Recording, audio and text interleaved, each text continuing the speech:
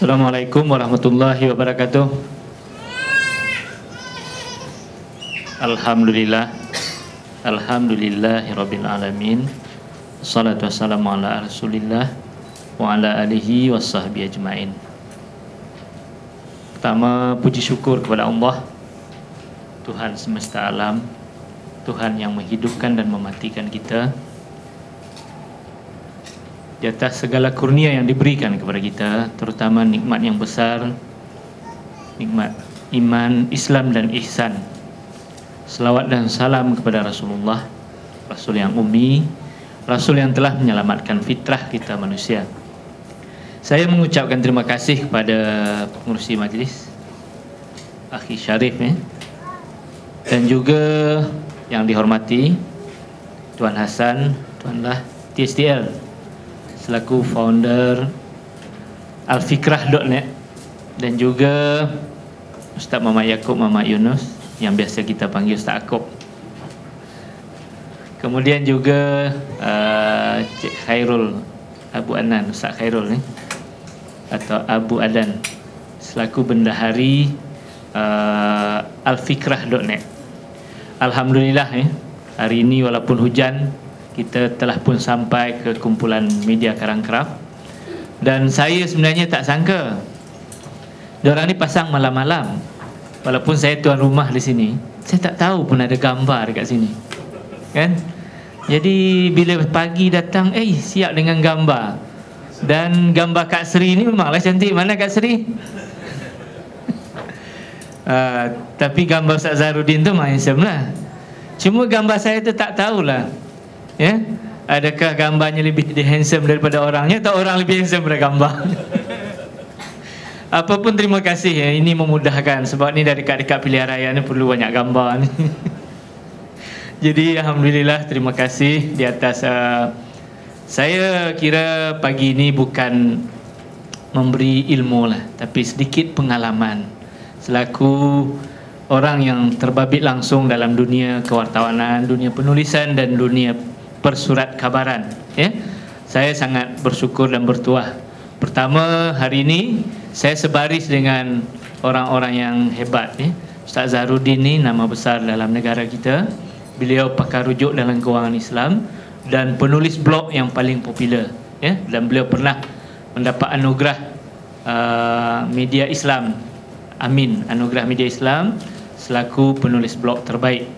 Dan juga hari ini ada dari Finas, Cik Muhammad Yusof Muhammad, dan guru saya Kak Seridiah. Untuk makluman tuan-tuan puan-puan, Puan Seridiah ni sekarang ni pengurus besar editorial grup buku Karangkraf. Jadi elok sangatlah hari ini kita bercakap tentang penulisan, dan kita akan bayangkan selepas ni akan lahir penulis-penulis di kalangan para peserta bengkel kita hari ini. Dan kalau nak menulis dalam majalah, saya ada majalah I dan juga beberapa majalah yang lain. Kita boleh salurkan tulisan tuan-tuan puan-puan di kumpulan media Karangkraf. Kalau majalah ini biasa tengok kan? Ni yang baru, salah faham pelaksanaan hudud, ada dekat FN. Kata kenapa gambar kartun yang menggambarkan orang agama bergaduh katanya kan. Tapi itulah realiti hari ini. Nak buat macam mana tak? Jadi tulisan kita mengambil sebenarnya dalam majalah I bulan ini, mengapa aktivis agama berbeza sehingga berpecah. Itu sebenarnya antara isu hasil tulisan Ustaz Zahrudin yang akan berkongsi ilmu juga dengan kita hari ini. Selain majalah I, di kumpulan media Karangkraf kita ada 29 majalah, masuk ke 30 lah. Dan insyaAllah dalam waktu terdekat akan ada satu majalah baru tentang auto, tentang kenderaan. Itu majalah kita selepas majalah pancing. Tapi rasanya itu tidak ada kena-mengena dengan bentuk penulisan yang akan kita bincangkan. Jadi insyaAllah bagaimanapun saya selaku editor majalah I ingin mengalu-alukan kehadiran tuan-tuan, puan-puan, dan juga selaku mewakili pihak pengurusan media Karangkraf. InsyaAllah saya maklumkan kepada Datuk Syamuddin selaku owner kumpulan media Karangkraf tentang kursus kita hari ini, dan beliau bercadang seboleh-bolehnya petang nanti beliau akan dapat bertemu dengan para peserta dan dia mengucapkan salam dan salam penghargaan kerana telah memilih kumpulan media Karangkraf sebagai rakan untuk pelaksanaan program ini dan juga memilih auditorium Karangkraf sebab kita percaya setiap kebaikan tu akan dibalas dengan amal yang berlipat ganda. Jadi mudah-mudahan apa yang tuan-tuan nikmati hari ini, khususnya kemudahan auditorium ini menjadi amal bakti kepada pihak pengurusan Karangkraf. Karena itu pun matlamat beliau mewujudkan banyak kemudahan ini. Mudah-mudahan tempat di kumpulan media Karangkraf ini boleh dijadikan sebagai tempat untuk kita meneruskan ilmu, menyebarkan ilmu. Dan biasalah sebahagian mungkin yang pernah hadir dekat sini dalam wacana-wacana Akhbar Sinar Harian dan juga program-program majlis ilmu yang lain. Okey, hari ini saya hanya ingin sedikit berkongsi seperti yang disebutkan oleh pengerusi majlis tadi, Saudara Syarif, tentang sebenarnya saya telah buat satu kertas kerja sebelum ni, panduan format kerangka majalah. Yang macam-macam saya tulis. Macam mana nak buka ayat pembuka, macam mana. Tapi saya fikir balik ini first time saya bertemu dengan kawan-kawan kan. Jadi ada baiknya kita bercakap sedikit tentang filosofi dan keyakinan kita berkaitan dengan jihad media. Sebab ini masalah yang kita hadapi hari ini. Sebab itu saya mulakan penulisan saya hari ini untuk berkongsi sedikit pengalaman dengan tuan-tuan puan-puan ya, tentang melahirkan penulis yang bertanggungjawab mengikut perspektif Islam. Ya, saya percaya sebahagian kita pun telah menjadi penulis. Sebab hari ini sangat mudah. Ya, kita boleh menulis malah dalam FB itu paling mudah lah. Kita penulis FB lah kebanyakan. Kemudian penulis blog. Ya, dan kita teruskan juga sebahagian telah menghantar menjadi penulis majalah ataupun media. Ya, dan alhamdulillah. Ya. Antara yang ingin saya kongsikan dengan tuan-tuan puan-puan, ya, kalau dalam mukadimah tu kita boleh baca lah, ya. Sebenarnya saya mohon maaf lah, telah menyusun juga dalam bentuk PowerPoint, tapi ada problem, hilang dia punya file. Bukannya setakat file hilang, dia punya hadis korap, ya, tukar hadis baru, jadi tak dapat diselamatkan semalam dan tak dapatlah saya meringkaskan. Sebenarnya saya dah ringkaskan dalam bentuk PowerPoint yang mudah kita bincangkan. Okey, saya sengaja memilih tajuk jihad penulisan ke arah melahirkan media yang bertanggungjawab mengikut perspektif Islam untuk melahirkan satu kesedaran kepada penulis dan bakal penulis yang menyertai bengkel kali ini. Ya, saya tujukan kepada kita yang hadir agar kita menjunjung tinggi nilai-nilai agama dalam kehidupan. Keperluan untuk melahirkan penulis atau penulisan yang baik sebagai salah satu cara menyampaikan seruan dakwah, menyambung tugas yang diamanahkan kepada para nabi dan rasul adalah jihad yang paling penting ketika ini. Ya, saya mulakan itu ayat saya kerana saya ingin mengajak kita membangun kesedaran dalam diri kita. Sebenarnya tugas dalam dunia penulisan ini sangat penting. Kenapa saya sebut penting? Kalau saya bercakap hari ini dengan saudara-saudari, mungkin hanya 100 orang ataupun yang baru sampai, kita dijangka 120 orang. Yang sampai baru mungkin 80 orang, hanya 80 orang yang mendengar.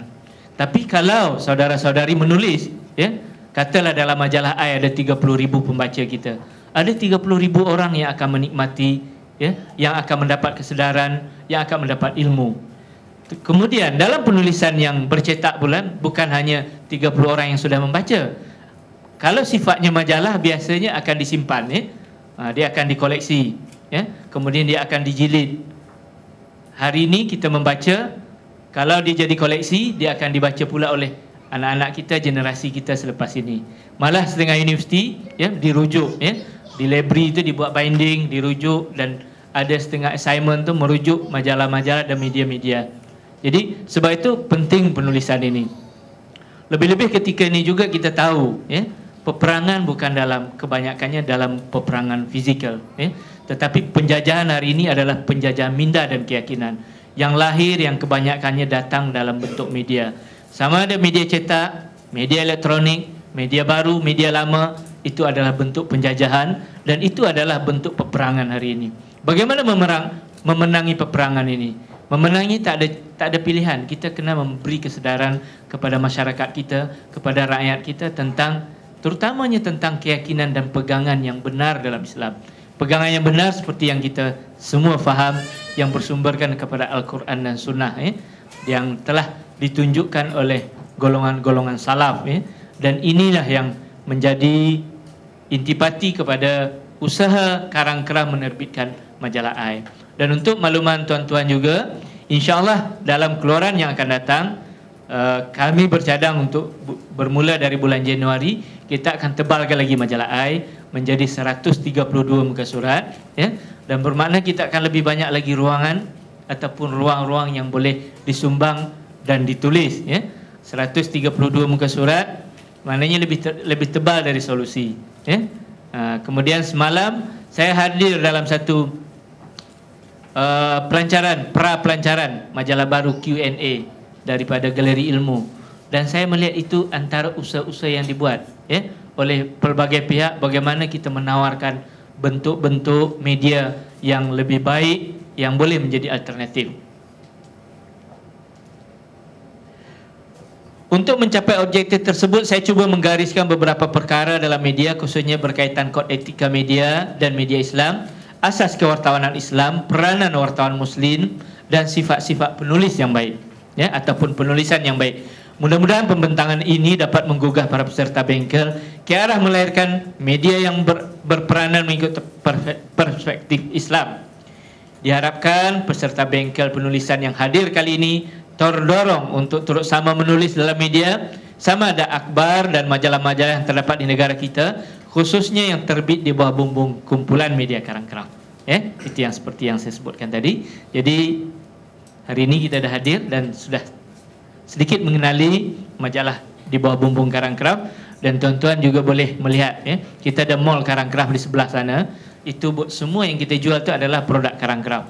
Bermula dari majalah, ada yang majalah mingguan, ada yang majalah bulanan, dan juga ada buku-buku.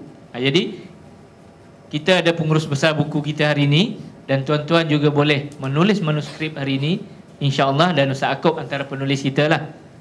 Terima kasih Ustaz Akop. Okey, yang latar belakang ni saya ingat kita boleh baca lah, kita boleh baca tentang pandangan beberapa pakar akademik kita lah berkaitan dengan etika kewartawanan,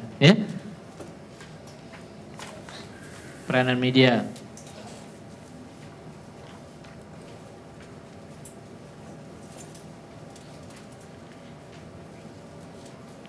Okey, saya ingin terus kepada asas kewartawanan Islam,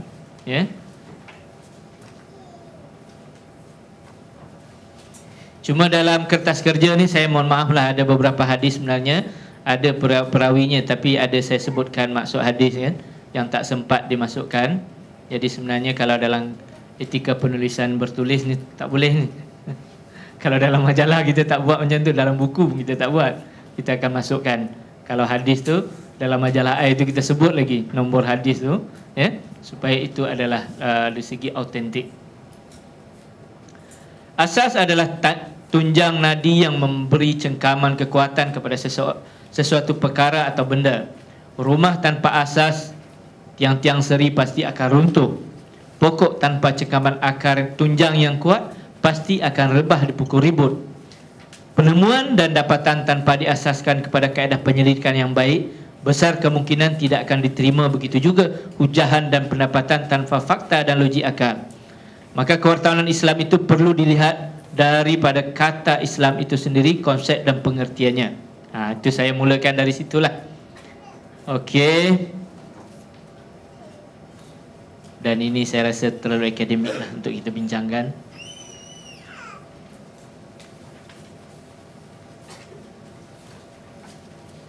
Saya lebih suka untuk kita bersoal jawab, Dari situ mungkin saya dapat sedikit berkongsi pengalaman tentang kesukaran, tentang apa yang tuan-tuan ingin tahu dalam bidang penulisan ini, dan itu memudahkan kita nanti apa yang kita nak tulis dan apa konsep penulisan, khususnya dalam bentuk penulisan artikel, ya.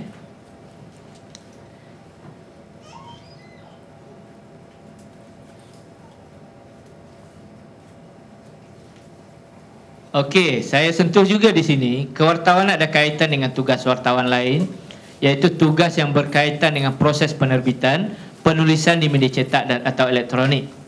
Kewartawanan adalah satu bidang dan juga satu profession, ya.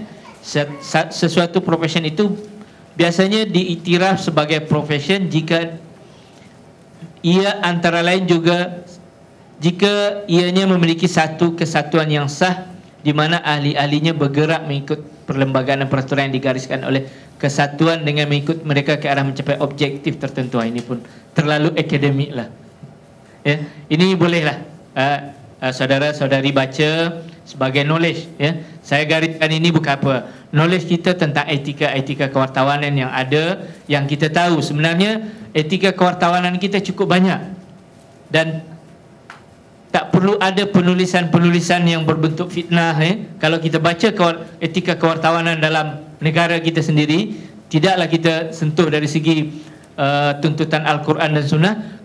Etika dalam negara kita sendiri sudah mengajarkan sebenarnya penulis ataupun wartawan ataupun hal-hal yang berkaitan dengan media ini sepatutnya ditulis dalam keadaan penuh dengan tanggungjawab.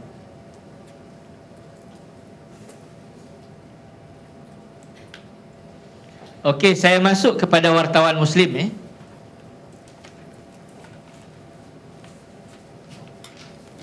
Wartawan Muslim. Asas kewartawanan Islam adalah bertunjang dan bersumberkan Al-Quran dan Sunnah, bersumberkan Sunnah Nabi serta asas dan konsep pengertian Islam itu sendiri. Namun keunggulan dan kehebatan apa yang dinamakan sebagai kewartawanan Islam itu sebagai sistem Islam yang berasaskan kepada Al-Quran dan Sunnah serta pemahaman konsep yang mendalam tentang Islam itu tidak terselah jika ianya tidak didukung, dihayati, diamalkan secara bersungguh-sungguh oleh para wartawannya. Jadi sebab itu saya mulakan penulisan hari ini bermula dari kefahaman kita untuk menjadikan kita sebagai seorang wartawan Muslim, ya? Sebagai seorang yang ingin berjihad melalui penulisan.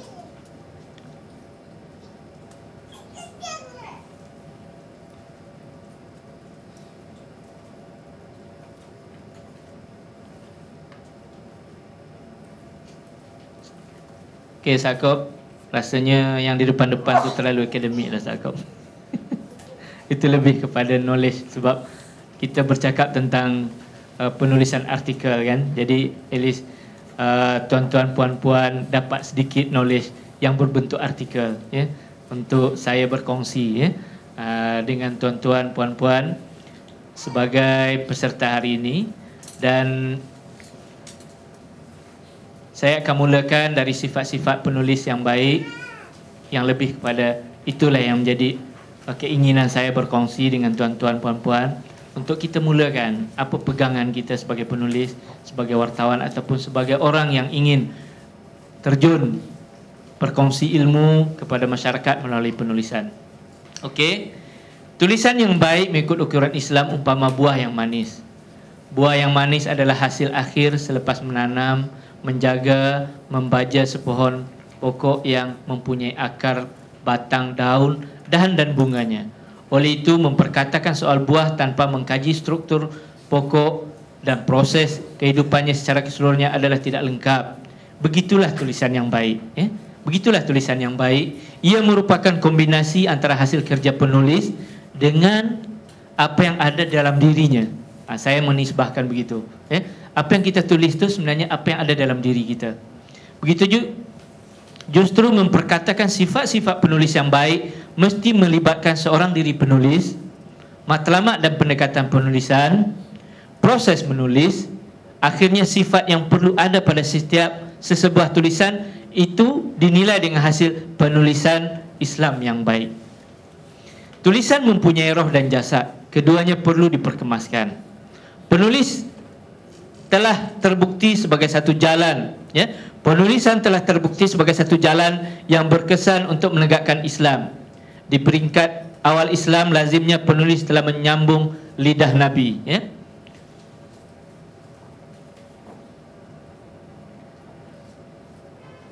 Rasulullah dalam memberi kefahaman, mendidik, memimpin masyarakat ke arah takwa, ya. Kemudian kita mengenali nama-nama orang yang membantu Rasulullah di bidang penulisan, seperti nama-nama Zaid bin Thabit, Abdullah bin Rawaha, Ali bin Abi Talib, Muawiyah dan Abu Sufyan. Ini antara nama-nama yang kita kenali dalam sejarah Islam yang mereka menegakkan, ya, Islam melalui mata pena.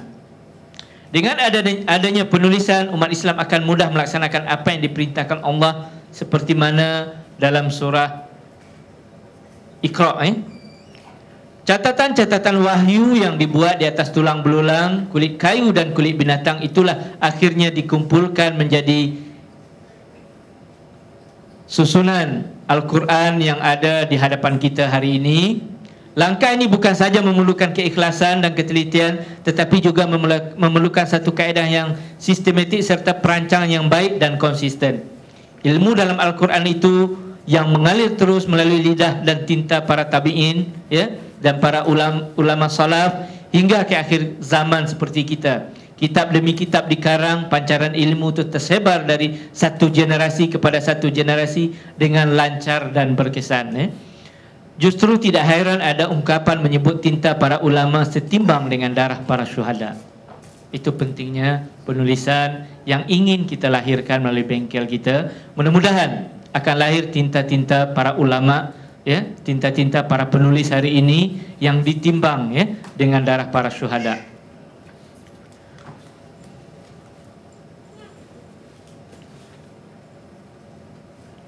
Okey, setakat ni ada apa-apa yang ingin kita bincangkan dari pembentangan yang telah disentuh ini? Ada apa-apa yang saudara-saudari yang mungkin boleh tanyakan atau soal? Okey, saya ingin menggariskan juga beberapa ukuran penulisan yang baik menurut Islam dari perspektif sebagai penggerak media Islam di kumpulan media Karangkraf, ya.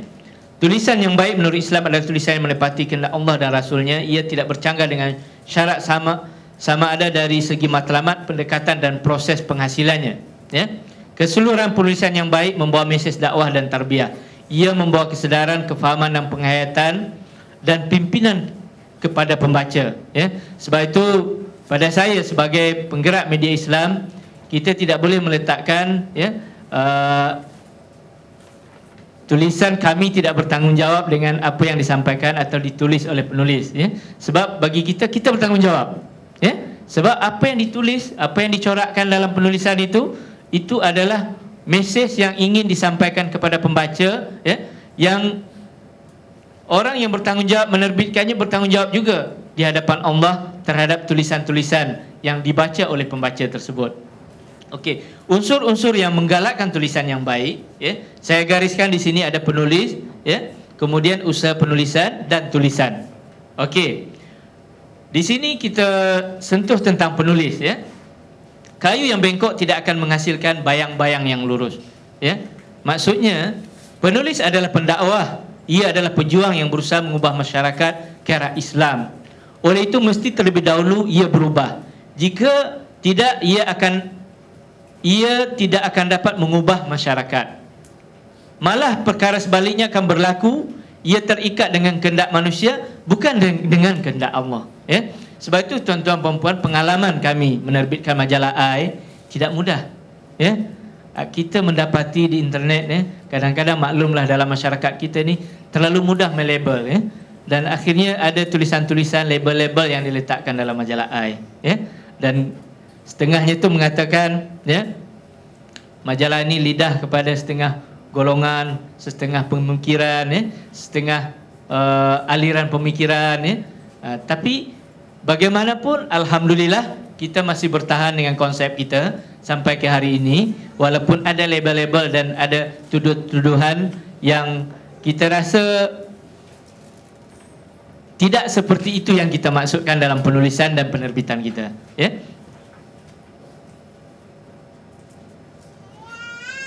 Kemudian apa dilema penulis-penulis ataupun penerbit, khususnya penerbit majalah Islam? Dilema kita sebenarnya tuan-tuan perempuan antara tuntutan bagaimana menjadikan tulisan yang baik dan bermanfaat ini satu yang komersial, yang boleh dijual, ya. Artinya ada dilema antara tanggungjawab dengan komersial. Tanggungjawab kita menyampaikan tulisan yang baik, menyampaikan bahan yang baik. Tapi ada masalah yang kita hadapi, tak semua bahan yang baik itu dibeli oleh pembaca, dibeli oleh masyarakat. Hari ini dalam sejarah penerbitan kita di Karangkraf, ya, majalah yang paling laku, siapa tahu majalah apa yang di Karangkraf paling laku? Media. Yang lain? Betul. Ada kata darah, Yang paling laku majalah Mingguan Wanita. Mingguan Wanita dijual dalam 170,000 satu minggu. Bayangkan satu minggu tu kan, 170,000. Satu bulan berapa kan? Dan kebanyakan majalah-majalah yang laku di pasaran, majalah-majalah juga yang berkaitan dengan kewanitaan. Jadi saya tak tahulah, mungkin lelaki lebih banyak kesibukan lain, ya. Dalam masa yang sama dia memikirkan untuk memancing, dalam masa yang sama dia main golf, ya. Dalam masa yang sama dia main game, ya. Jadi majalah wanita. Dan sebenarnya, ya, salah satu kenapa majalah wanita ini laku menunjukkan satu, wanita kita ada kuasa membeli. Jadi kebanyakan wanita kita dah banyak duit hari ini. Yang kedua, wanita kita suka membuat koleksi. Itu antara yang menyumbang kepada faktor. Sebab tu kalau dalam majalah-majalah yang ada, antara faktor yang tak boleh tinggal apa? Mesti ada resipi. Yang kedua, fashion. Yang ketiga,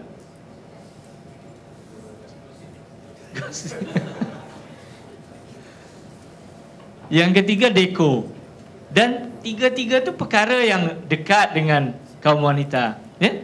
Resipi walaupun dia tak masak, tapi kurang-kurangnya dapat membuat koleksi, ya. Tapi alhamdulillah yang di sini rajin masak. Kemudian deko, ya. Walaupun kita nampak, ya, bentuk rumah kita berbeza, tapi paling kurang kita suka dengan deko-deko yang baru, trend-trend terbaru. Dan itulah majalah-majalah yang laku di kumpulan media Karangkraf. Jadi menunjukkan di sini saya melihat ada dua jalan untuk tuan-tuan, puan-puan dekat melalui penulisan yang baik ini ke tengah masyarakat. Pertama, melalui tulisan majalah-majalah yang popular.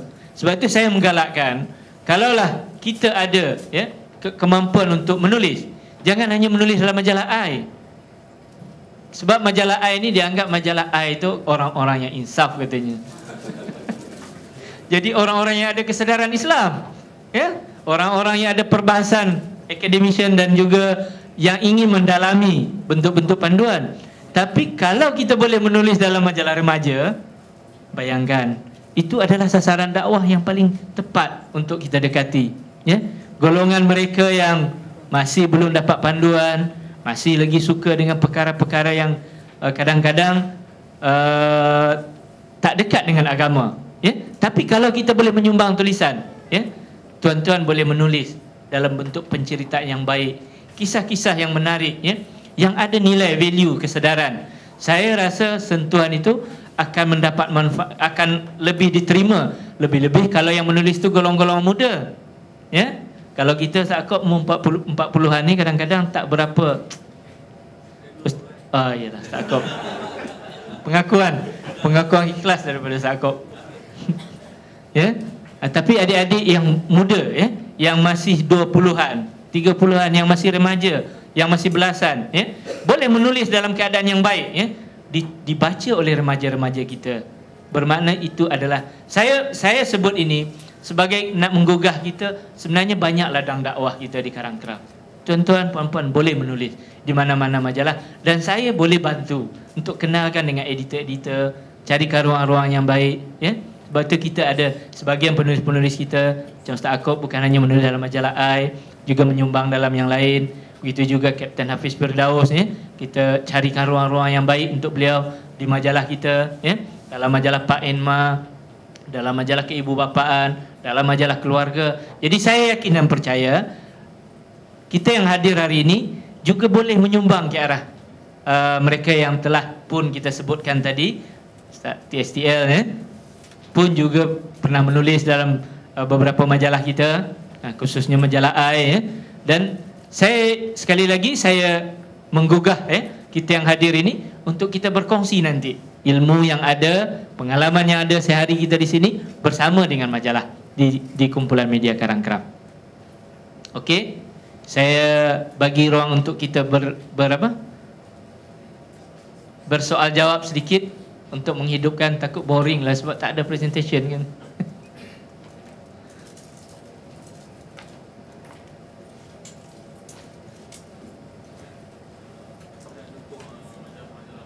Ya.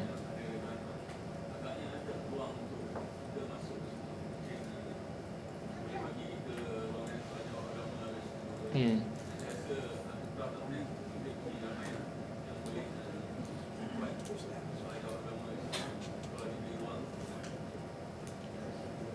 Terima kasih Aakob.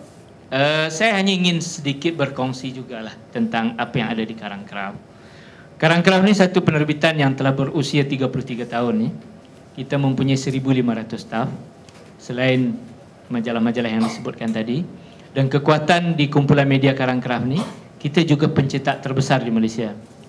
Jadi tuan-tuan dan puan, selain kita menerbitkan majalah, kita juga mempunyai mesin-mesin pencetakan yang tercanggih di Malaysia. Antara mesin tercanggih. Kalau kita ada masa sebenarnya elok kita melawat, ataupun satu hari nanti diaturkan satu lawatan, boleh lihat kemudahan yang kita ada. Yang terbaru kita beli mesin tu, dia boleh mencetak macam-macam color di depan cover majalah tu, dengan timbulnya dengan ni, itu antara teknologi percetakan yang baru.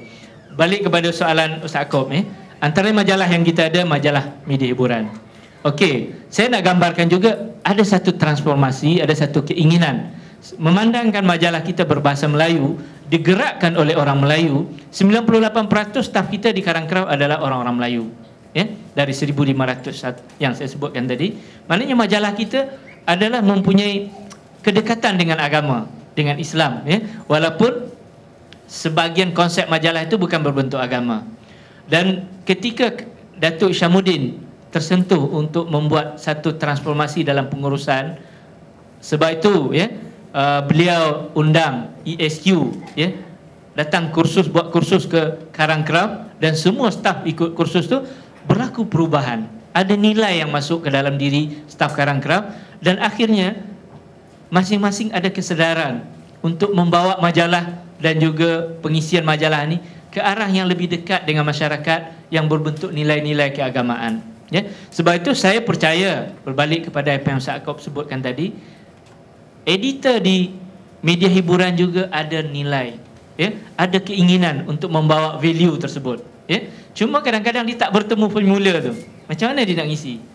Itu satu. Yang kedua, dia tak bertemu dengan orang yang mau bersama dengan dia, yang mau menyumbang tulisan-tulisan yang baik.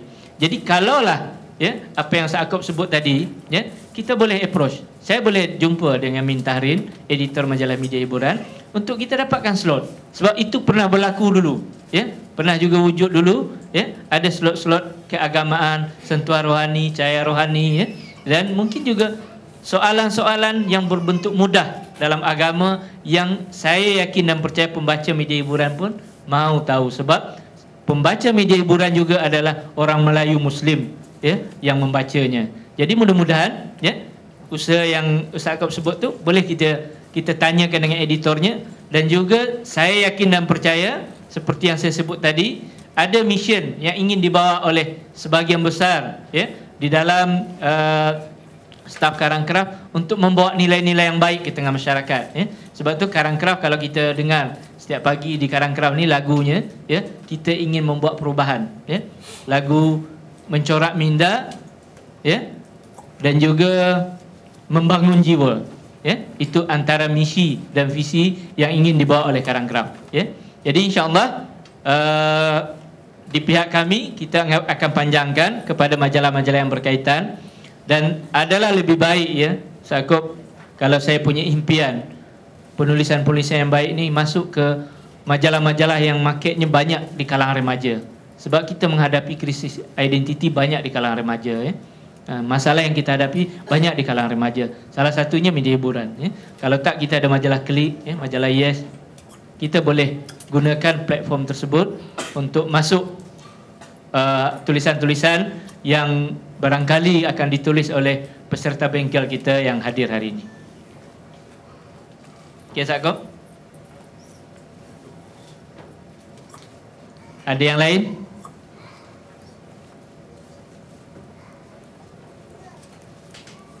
Okey, kalau boleh tahu nama.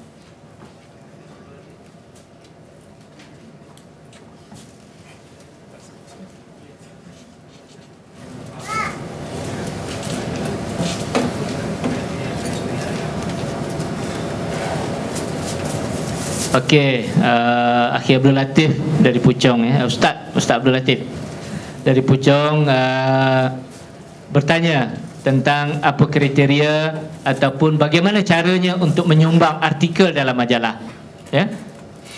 Okey. Pertama, kalau dari segi teknikal untuk tuan-tuan puan-puan menghantar bahan ya, kita boleh menggunakan email yang ada. Kalau dalam majalah I itu, dalam majalah I emailnya ada dekat sini ya. Kita ada email yang melalui editor. Kalau terus kepada saya, tuan-tuan boleh hantar terus ahmad.yani@karangcraft.com.my. Itu sebenarnya cara yang paling baik lah untuk menghantar artikel. Kalau zaman dulu artikel di-type, dihantar, kemudian pihak redaksi akan menaip semula kan. Itu sebenarnya sekarang dah tak praktikal, dan setengahnya itu di pihak redaksi majalah, surat khabar ataupun majalah ditinggalkan. Ada di kalangan academician ya, dihantar melalui, dimasuk dalam sampul, dihantar dengan kita kan, tapi dah kurang lah. Itu melambatkan sebab pihak editorial akan perlu menaik balik kan, sedangkan kita sekarang ni zaman canggih ya, melalui satu klik saja kita dah boleh hantar dah. Sebenarnya yang lebih perlu di sebalik itu, selain bagaimana menghantarnya, yang paling penting itu bagaimana mengenali editorial. Itu sebenarnya skill yang paling penting di kalangan tuan-tuan. Sebab itu, untuk kenal editorial itu, siapa di belakang majalah ni atau di belakang sesebuah penerbitan, sebenarnya yang paling berpengaruh adalah editornya ya. Sebab itu saya sarankan kita ada sesi, mungkin saya boleh kenalkan dengan editor-editor, kita buat lawatan. Saya kenalkan tuan-tuan, lepas satu bengkel ni kita buat satu sesi kepada penganjur, mungkin kalau sesuai nanti kita buat sesi lawatan. Saya kenalkan dengan editor-editor majalah Surat Khabar Sinar Harian supaya tuan-tuan kenal, ambil kadnya, kemudian berkomunikasi melalui Facebook, melalui email ya, melalui SMS. Dari situ bila mereka sudah kenal kita, mereka akan mudah timbang tulisan kita. Selalunya psikologi kita, bila kita dah kenal seseorang, bila kita dah bersahabat, kita rasa percaya sebab kita dah kenal. Bila kita dah percaya, kita lebih mudah untuk ambil tulisan. Malah mereka juga barangkali akan invite ya, akan jemput kita untuk menulis dalam isu-isu yang dirasakannya perlu pandangan orang-orang ahli agama ataupun pandangan dalam perspektif agama ya. Jadi selain bagaimana menghantar, yang paling penting juga bagaimana mengenali mereka ya, mengenali editornya, mengenali di kalangan staf yang menjadi wartawan, kaki tangannya ya. Kemudian juga mengenali konsep majalah tersebut. Setiap majalah berbeza konsep. Selain berbeza konsep, setiap majalah juga berbeza. Dalam majalah ni pun berbeza konsep ruangan. Macam dalam majalah I, kita ada ruangan yang kita panggil ruangan advance. Ruang-ruang yang kita boleh tulis itu biasanya berbentuk artikel umum ataupun wawancara-wawancara yang tidak ada kaitan dengan semasa ya. Kita boleh tulis lebih awal ya, kita boleh jadikan bank tulisan tersebut kerana tidak ada had masa ya, tidak basi. Dalam masa yang sama kita ada juga tulisan-tulisan yang berbentuk current, bentuk semasa, yang kita tulis dan deadline-nya lebih lambat. Kalau dalam satu penerbitan tu deadline bahan current tu lebih lambat ya. Kalau contohnya dalam majalah I, paling lewat tulisan tu 5 hari bulan. Sekarang ni kita tengah menyiapkan bahan untuk bulan Januari, bulan Disember. Bahan bulan Disember sekarang ni kita sudah hampir membuat PDF-nya, untuk menyiapkan bahan yang telah dibuat layout. Dan bahan tulisannya 5 hari bulan. Bulan 11 ini adalah bahan terakhir untuk keluaran bulan 12. Bermakna cara berfikir kita penulis, cara berfikir kita orang media lebih awal. Kita dah fikirkan apa yang masyarakat fikirkan untuk bulan 12, malah kalau untuk wartawan mereka dah fikirkan untuk bulan 1, bulan Januari. Maknanya kalau tuan-tuan menulis hari ini, tuan-tuan jangan fikirkan yang ada hari ini, kecuali kalau tulisan itu dimasukkan. Sebab tu kita nak tahu tulisan tu nak dihantar ke mana. Kalau nak dimasukkan ke dalam akhbar sinar harian, boleh fikirkan besok atau 2 hari yang akan datang, ataupun minggu akan datang. Tapi kalau nak dimasukkan dalam majalah bulanan, fikirkan apa yang akan difikirkan oleh rakyat masyarakat kita untuk bulan Januari yang akan datang. Kalau biasanya 2 keluaran yang akan datang, kita perlu berfikir. Itu bentuk konsep. Jadi sebab itu kalau ingin menulis dalam mana-mana majalah, tuan-tuan boleh baca konsep ruangan dalam majalah tersebut dan boleh menyesuaikan kehendak ruang konsep tersebut dengan cara penulisan yang ingin kita sampaikan. Konsep ruang mingguan mingguan wanita berbeza dengan konsep majalah keluarga. Begitu juga bentuk tulisannya. Jadi artinya kita mengenali dulu konsep ruangan tersebut. Tapi yang paling praktikal untuk kita menghantar balik kepada tulisan soalan awal, kita hantar melalui email. Dan yang paling bagus juga lepas tu follow up, berkomunikasi dengan mereka. Kadang-kadang maklumlah tulisan banyak kan, macam mana tulisan saya, rasa-rasa okey, di mana yang boleh dibaiki. Jadi selain kita menulis dengan baik, sebenarnya penulis juga memerlukan skill komunikasi yang baik untuk bagaimana tulisan kita boleh diterima dengan pihak-pihak yang menerbit, sama ada kalau majalah, penerbit majalah, ataupun kalau buku, editor buku. Okey. Yang lain, Muslimah ada soalan? Okey.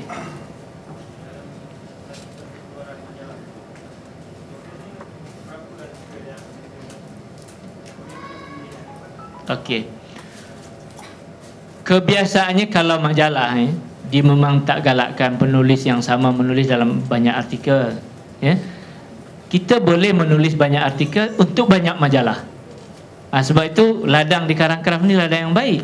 Kita ada 30 majalah. Bukan hanya majalah, kita ada surat khabar sinar harian. Sinar harian tu ramai kawan-kawan kita dah menulis tu. Ramai dari kalangan AFN yang saya perasan yang menghantar tulisan dan diterbitkan. Termasuk Nawawi Subandi. Nawawi bukan AFN kan? Nawawi Subandi antara yang rajin. Dia masalahnya rajin saja kan. Kalau satu tulisan kita tak diterima, jangan give up. Tulis lagi. Kalau kita rajin, insya-Allah ada ketika saya kongsi satu rahsia lah. Ada ketika editor ni pun dia buntu juga. Dia tak tahu bahan mana dia nak masuk ni. Deadline dah dekat, deadline besok. Akhirnya itu yang diambil tu tulisan-tulisan yang ada dalam simpanan. Dan dia akan berilah keutamaan kepada orang yang setia. Yang setia ni contohnya orang yang banyak menyumbang, menulis tulisan-tulisan pada mereka. Jadi satu majalah, kalau macam majalah I, kita paling banyak memang 2 lah. 2 tu dianggap banyak lah kalau seorang penulis tu kita terima dalam satu keluaran, 2 tulisan mereka. Tapi kalau sebaik-baiknya sebenarnya sebab pembaca kita ni dia nak penulis yang ramai, bentuk perspektif tulisan yang berbeza.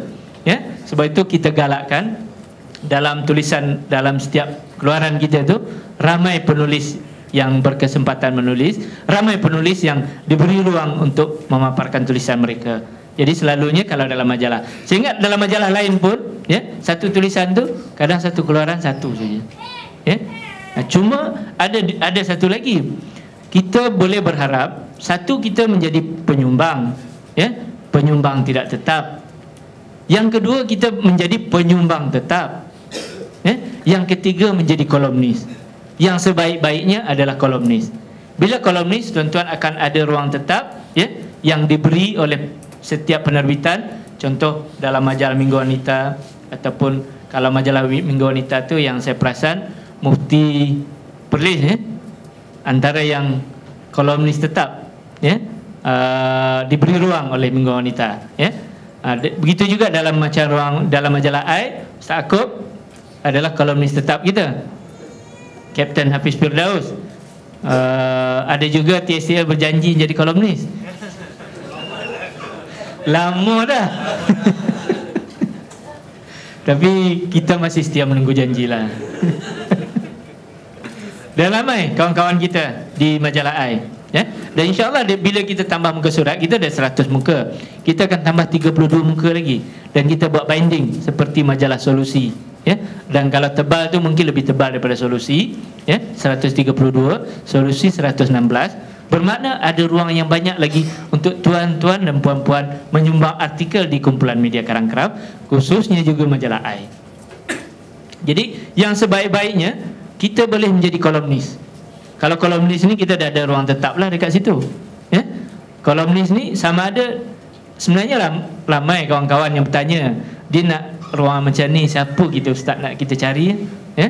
Kita kalau boleh naklah orang-orang yang ada fikrah salaf ni, ya, untuk mengisi majalah kita. Tapi kadang-kadang tidak berapa nak kenal lagi penulisan tu, ataupun mereka tak ramai lagi tampil. Jadi mudah-mudahan selepas ni ramai lagi tampil, ya. Okey, 10 minit lagi, silakan. Okay, bismillahirrahmanirrahim. Saya Yusof. Okay. Saya nak tanya soalan sikit tentang karakter penulisan yang baik. Maksudnya kalau editor tengok kan, penulisan tu, apa karakter penulisan yang dia tengok? Mungkin ada certain karakter. Mungkin macam mana ni boleh uraikan lagi? Okey, baik. Sebenarnya dari segi penulisan, sebab tu saya masukkan dalam bahan saya tadi kan, bentuk-bentuk tulisan yang baik tadi kan. Bagaimanapun dari segi penulisan, kalau saya sebagai editor dan juga saya rasa juga editor-editor yang lain, ya, antaranya yang paling utama bagi kita adalah kontennya. Apa yang nak disampaikan dalam konten tersebut, ya? Dalam konten itu pertama pemilihan konten tersebut, ya? Pemilihan kandungan tersebut, apa yang ingin dikongsikan kepada pembaca kita, yang pembaca tertarik untuk baca, yang pembaca mendapat benda baru, ataupun perbahasan baru, ataupun panduan atau ilmu, ya?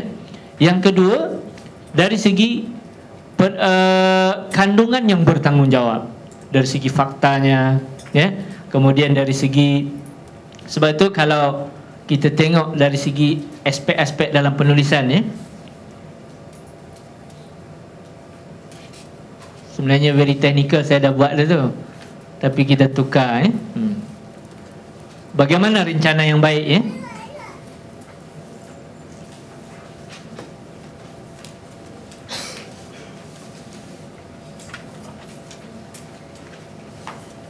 Okey. Tak ada dalam kertas kerja, saya buat dalam kertas kerja lain. Okey.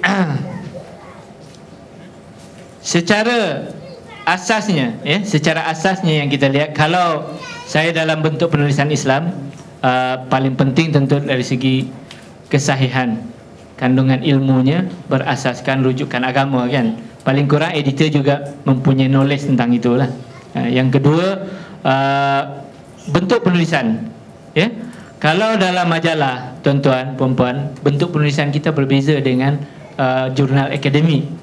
Ada setengah penulis kita ni, kerana dia dulu belajar dalam bentuk academician, kadang-kadang penulisan pun dalam bentuk akademik. Mukadimah, isi, penutup, dalam majalah tak payah. Mukadimah tak payah tulis, sebab itu bentuk penulisan kalau kita membentang kertas kerja. Tapi kalau dalam penulisan majalah artikel, dia terus je, through the point, ya? Dan bagaimana membuat intro yang baik? Itu satu cabaran sebenarnya. Intro yang baik akan menarik hati editor untuk baca tulisan tersebut. Ya? Bagaimana kita nak buat ayat pembuka? Ya? Contoh, saya buat tips sedikit lah tentang bagaimana membuka ayat.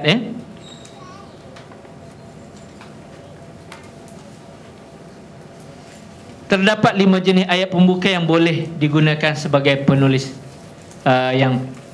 yang boleh dipraktikkan dalam penulisan lah.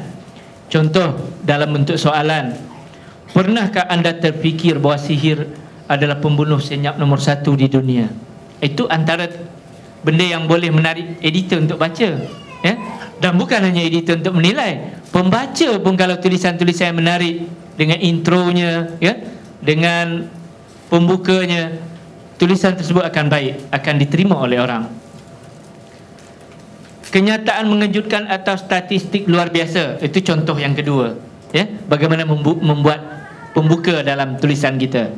Contoh, sukar untuk mempercayai bahawa bumi Bangkok yang sudah 20 tahun tidak dibasahi hujan akhirnya mengalami banjir paling dahsyat sehingga meragut 10,000 nyawa rakyatnya.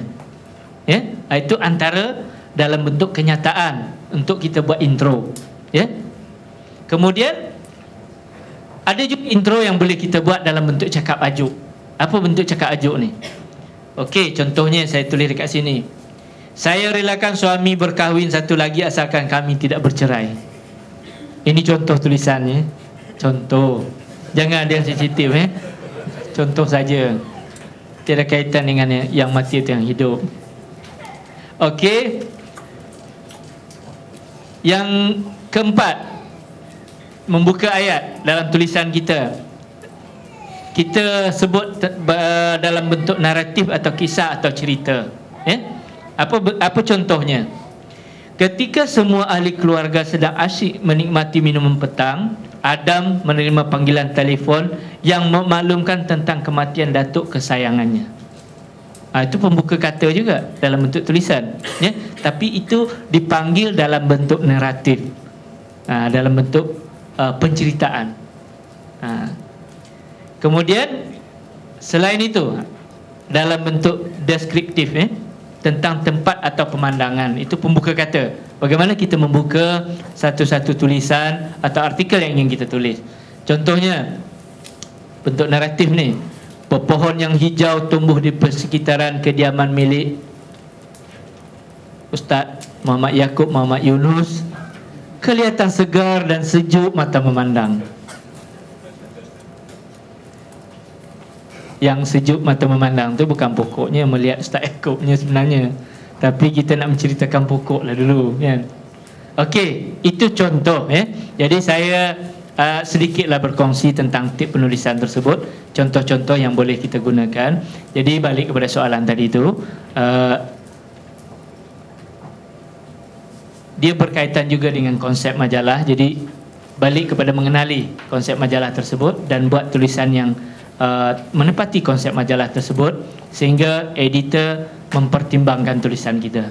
Jadi bila kita menulis, kalau tuan-tuan ingin menulis dalam majalah keluarga, berbeza konsepnya dengan majalah Pak Enma, ya. Jadi kenali sedikit konsep majalah tersebut dan insya-Allah editornya selain konten kandungannya baik, faktanya menarik, ya, ulasannya sangat bermanfaat kepada pembaca, akan dipertimbangkan menjadi tulisan yang dipilih pada majalah. Tadi ada satu muslimah belakang. Silakan.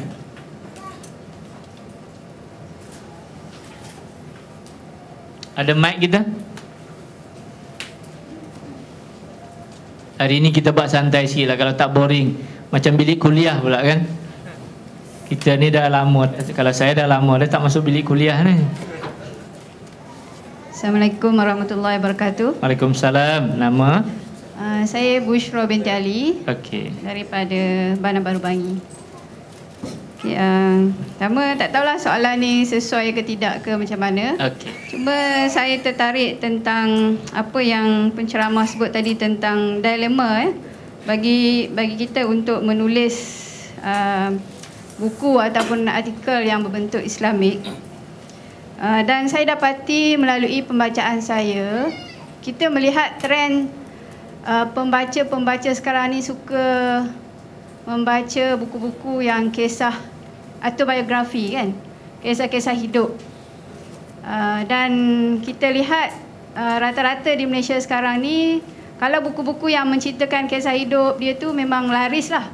Itu melalui pemerhatian saya yang sedikit lah, dan saya bukan seorang penulis buku lagi, tapi bercita-cita kot, sebab tu datang ke sini. Dan dilema saya dapati apabila saya melihat buku-buku yang dibaca yang menjadi bestseller lah, kita menceritakan kisah hidup. Jadi dilema saya, kalau sekiranya kita nak buat buku tentang autobiografi ni, dilema kita sebagai seorang Islam, macam kita macam nak show off ke apa yang aku telah lalui, macam itulah. Jadi bagaimana pandangan editor lah, apabila misalnya saya nak menceritakan kehidupan saya, contohnya lah kan, macam bila kita menceritakan, maknanya kita nak show off macam aku berjaya ke dan sebagainya kan. Jadi bagaimana kita nak menguraikan dilema tersebut? Itu pertanyaan saya lah. Okey, terima kasih. Walaupun pertanyaan itu ditujukan kepada saya, sebenarnya yang lebih layak menjawabnya Sakub. Dia menulis buku. Okey. Dan insyaAllah juga pertanyaan yang sama boleh ataupun yang ada kaitan dengan itu boleh juga dikongsikan dengan Puan Seri Diah, Kak Seri. Puan Seri Diah ni pengurus besar editorial buku Karang Kraf, dan bukan suaminya Tan Sri lah. Memang namanya Seri Diah. Jadi bukan dia bersuami kat Tan Sri, akhirnya dia jadi Puan Sri. Dia memang sudah lahir jadi Puan Sri. Okey, berkaitan dengan soalan tu pada saya lah. Sebenarnya dilema tu juga sebenarnya ada dilema penulis juga, dilema editor juga kan, dan juga itulah yang kita hadapi juga. Sebahagian tulisan dalam majalah juga berkaitan dengan biografi.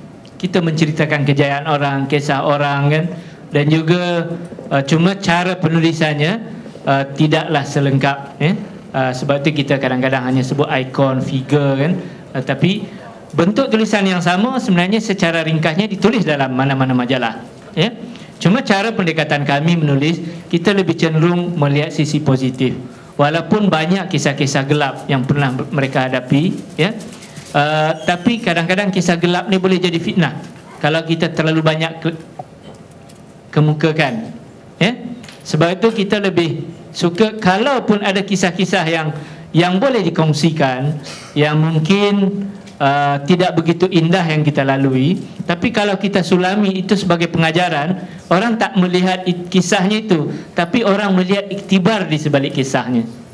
Sebab itu mungkin dalam konteksnya itu kita kena banyakkan bentuk penulisan dalam bentuk iktibarnya, bukan bentuk kita membesarkan cerita yang pernah kita lalui dalam sisi-sisi yang kita anggap mungkin tak begitu baik, tak begitu manis dalam kenangan kita. Tapi iktibarnya itu perlu. Sebab apa? Sebab pembaca di luar sana juga begitu. Dia pernah mengalami, dia pernah melalui kisah hitam, tragedi. Tapi bila dia tahu orang boleh berubah, bila kita buat kisah Syam Kamikaze, kita buat kisah-kisah mereka yang berubah, walaupun hari ini kita doakan macam Syam dikuat sampai ke hari ini masih konsisten, kita melihat apa yang dilaluinya itu menjadi pengajaran, iktibar kepada orang lain. Dan cara dakwah melalui kisah tersebut ternyata kadang-kadang lebih efektif dari kita bercerita, bercerita tentang hal-hal yang berbentuk artikel, berbentuk panduan, berbentuk ni. Tapi kalau seorang Syam Kamikaze bercerita apa yang dilaluinya, apa yang dilema yang pernah dihadapi, kemudian dia berubah, dia membuat turning point dalam hidupnya, lebih memberi kekuatan kepada orang lain. Sebab itu pada saya, kenapa orang membaca biografi? Orang ingin mendapat pengajaran, orang ingin mendapat iktibar, orang ingin mendapat kekuatan dari apa yang pernah dilalui, sehingga orang tersebut berjaya, orang tersebut punya nama, jadi mungkin saya rasa kita masih boleh mengungkapkan kisah-kisah tersebut dengan maksud itu menjadi pengajaran, ya, menjadi teladan kepada kehidupan orang lain, sebagaimana yang pernah kita hadapi. Dan balik kepada masa tamat. Masa tamat ni, okey, lepas ni soal jawab tak ada. Soal jawab ni dah kira soal jawab, okey. Jadi balik kepada tu, saya lihat kalau pengalaman kami di Karangkraf, sebenarnya kalau buku yang banyak diminati, buku-buku yang berbentuk penulisan novel, dan ada penulis novel kita yang kaya dan tukar profesi. Dulu jadi cikgu, berhenti betul, dan penulis sepanjang masa. Untuk makluman tuan-tuan perempuan, Kak Sri boleh proof nanti, ada yang dapat royalty ratusan ribu satu bulan, 6 bulan. Sebab apa? Sebab kelebihan penulis buku, sekali ditulis hayatnya panjang. Berbeza dengan kita menulis artikel ke majalah, hayatnya hanya sebulan. Tapi buku, selagi buku itu dicetak, selagi itu hayatnya ada, selagi itu royalty mengalir. Jadi kalau kita boleh menulis, boleh melahirkan penulis, dari bengkel kita ini, ada prospek untuk kita dapat bukan hanya pendapatan tambahan, malah akan boleh menjadi pendapatan utama. Ini dibuktikan oleh penulis-penulis di bawah bumbung Alaf 21, di mana sebahagian berhenti kerja, full time jadi penulis. Hari ini dia tulis novel, besok novelnya ditukar jadi skrip drama, dapat lagi duit. Dah banyak juga novel-novel yang ditukar menjadi skrip drama. Dan yang menjadi dilema masalah kita atau kekurangan kita kekurangan penulis novel Islamik. Hari ini kita kekurangan. Cuba tuan-tuan bayangkan ayat-ayat cinta bukan hanya ditulis dalam bentuk novel, tapi difilmkan. Filem itu bukan hanya ada di Indonesia, tapi merentas kepada benua kita juga, negara kita juga. Dan hari ini kalaulah kita boleh melahirkan orang sehebat Habibur Rahman As-Sirazi, saya rasa, insya-Allah, medan dakwah kita dalam bentuk penulisan ini akan lebih luas lagi. Jadi kerana masa kita sudah tamat, dan saya mengucapkan terima kasih di atas kesudian tuan-tuan mendengar celoteh saya. Sebagai penutup, saya hanya ingin mengajak, kalau boleh, menulislah dengan rasa cinta. Rasa cinta kita ingin membangunkan agama, rasa cinta kita ingin meneruskan risalah Rasulullah melalui dakwah penulisan. Sebab tu saya buat tulisan ni berbentuk jihad. Kenapa saya sebut rasa cinta? Sebab banyak orang-orang yang salah walaupun mereka berfahaman agama, kerana rasa benci akhirnya terpilih jalan yang salah. Sebagai penutup, baru-baru ni saya pergi ke Indonesia, saya bertemu dengan seorang sahabat yang aktif dalam GI satu ketika dulu. Saya tanya ni, kenapa masuk dalam GI? Sebab GI di antara gerakan keras, dan dia masuk kena tangkap beberapa tahun di penjara. Dia kata kerana pemahaman jihad yang diterimanya, pemahaman jihad yang sangat menggugah hati, membawa dia satu kefahaman dia perlu membenci sistem yang ada. Bukan hanya membenci sistem yang ada, dia perlu membenci orang-orang yang terlibat dengan sistem tu. Akhirnya dia anggap satu tindakan yang sangat baik bagi dia kalau dia boleh mengorbankan orang tersebut. Dan akhirnya saya terfikir, bila itulah yang menjadi pegangan, menjadi keyakinan yang tertanam. Sebab tu hari ini alhamdulillah, dia telah memulai hidup baru. Cuma dia juga bimbang dengan pengalaman doktrin yang pernah tertanam katanya. Saya hanya terfikir, satu ketika dulu kita pernah mengenal kisah Samsiah Fakih. Samsiah Fakih seorang yang belajar agama di sebuah sekolah agama di Padang Panjang, Indonesia, iaitu Diniah Putri. Tapi kerana kebencian yang meluap kepada penjajah, akhirnya dia tersalah memilih jalan, dan dia bersama dengan PKM akhirnya dalam kehidupannya. Dari situ saya mendapat satu pengajaran sebagai orang media yang bertemu dengan banyak orang. Saya menanamkan rasa cinta dalam penulisan kita, mengajak orang kalau dalam setiap tulisan saya, supaya mudah-mudahan orang ada rasa cinta kepada orang lain, ada rasa cinta kepada penciptanya, rasa cinta kepada agamanya. Jadi mulai hari ini saya ingin mengajak kita yang hadir di sini, kita menulislah dengan rasa cinta. rasa cinta kepada agama kita, rasa cinta kepada orang lain juga, supaya dia kembali kepada agama kita. Okey, terima kasih. Assalamualaikum warahmatullahi wabarakatuh.